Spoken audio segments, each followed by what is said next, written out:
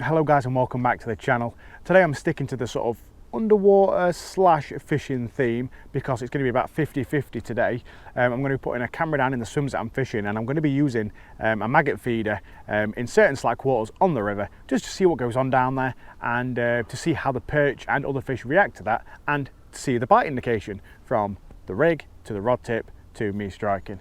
So the first swim, I'm already here. It's one that we call a poo pipe because it's where a sewage plant empties out into the river, and naturally the water's a little bit warmer, a little bit murkier, but in the winter time the fish like it because it's that couple degrees warmer, and they like sitting in it, especially the small fry. See, there's lots of small minnows, small little chublets, dace, and naturally some of those larger predators like to hang around too. Bigger chub, perch, pike. So what we're going to be doing is putting in a maggot feeder, black cap maggot feeder, and we're going to be putting it down into the swim with the underwater camera and seeing how fast a swim progresses, see what fish come in and decide to take the bait, see how long my bait lasts, and hopefully get some bite indication and land some fish too. So this is swim one. We're going to be hitting maybe about 3 or 4 swims if I get a chance. If I get a swim that's absolutely rammed with fish, obviously we'll just stay in that swim, but I've got my camera down there now. It's time to put the maggot feeder down there, and fingers crossed we'll get some perch to take the bait.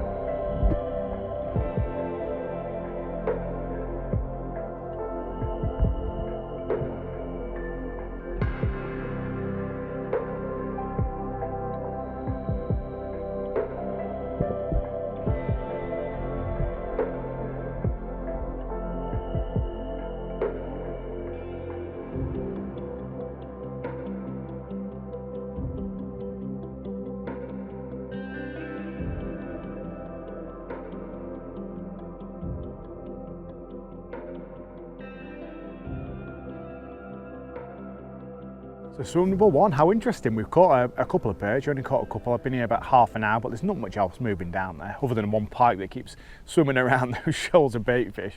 But yeah, I've just reviewed the footage very quickly. I did notice that when I had a couple of takes, I had a couple of quick takes before I caught that last perch, and the perch were picking up the bait, feeling the weight of the feeder and immediately letting go of the bait. These fish are a little bit more shy than we let on, especially when being a predator. You expect them just to grab the bait and gnash it down. But yeah, they felt that little bit of weight at the rod tip, obviously got the bite, they let go of the bait and I struck, and that's from using a short hook length. Now the reason I'm using a short hook length was to avoid deep hooking, because perch have a tendency just to send that bait straight down the hatch. So I guess you've got to work out a bit of a middle ground, don't you, between deep hooking fish and losing loads of fish because your hook length's too long. I'm going to move on to the next swim now. Maybe I'll increase the hook length a little bit more and just see if that helps up with some hook up rates. Anyway, let's crack on.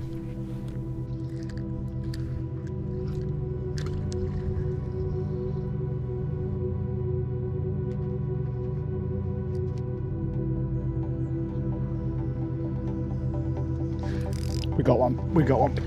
Oh, that's a good perch. That is a really good perch. Nowhere near the camera, but God, I need to land that fish.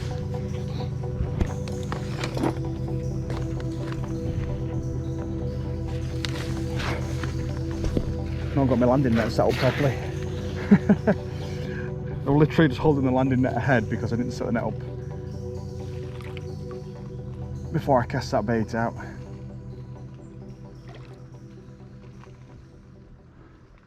That is a really nice perch.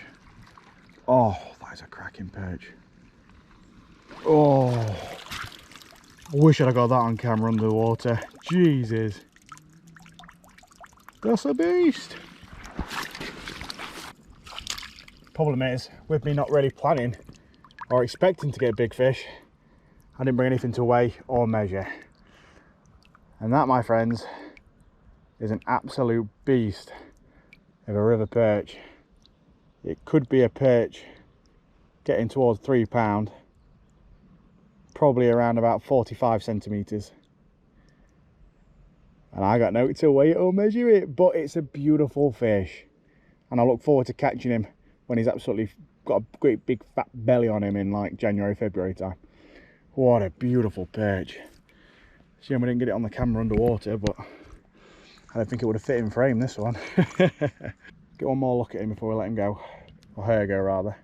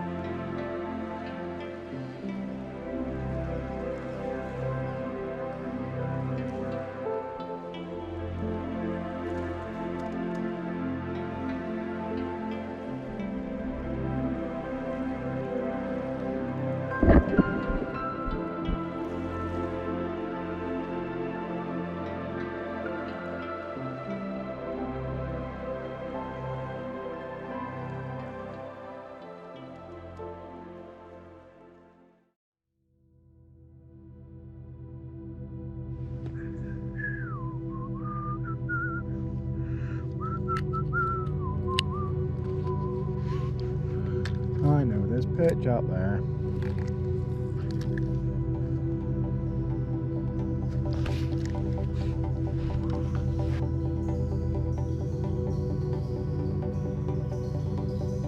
Oh, there we go.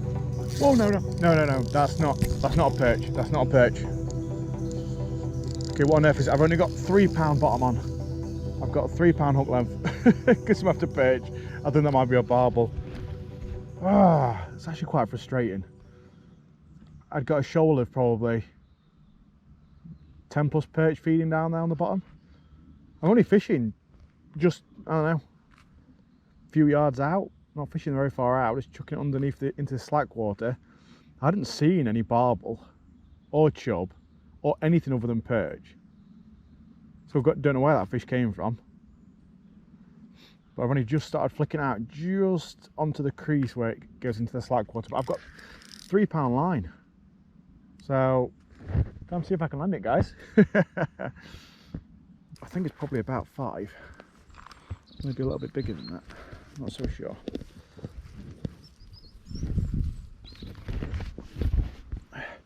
On the perch gear, £3 hook length. It's still plenty of time for it to break me anyway.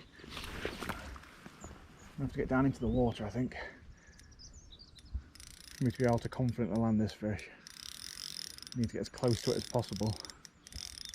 I can only guarantee if I was fishing like £8 line or £10 line and double halibut pellets, I probably wouldn't have got a bite off this fish. But fishing £3 line and a worm on the hook, and a very short hook length actually, compared to what I normally use for barbel fishing.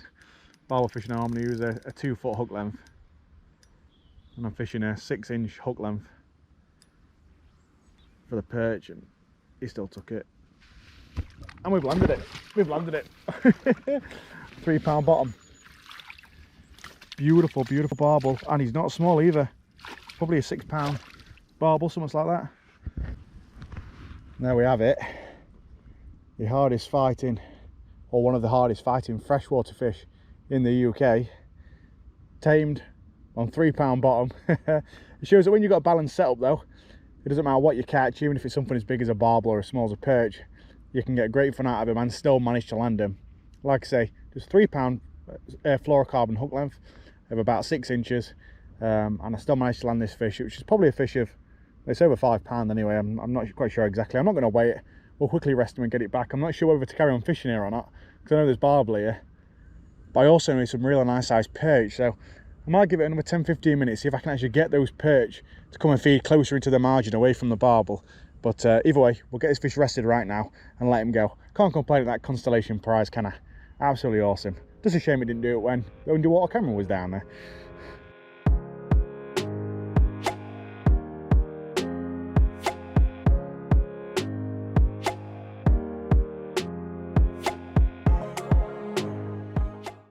Right, so I've moved on to an area where I could carry on fishing, but after that last barbel, I don't think there's very much point. We had a great session, got plenty of footage. Horrible weather's on its way right now, so we might as well end the session.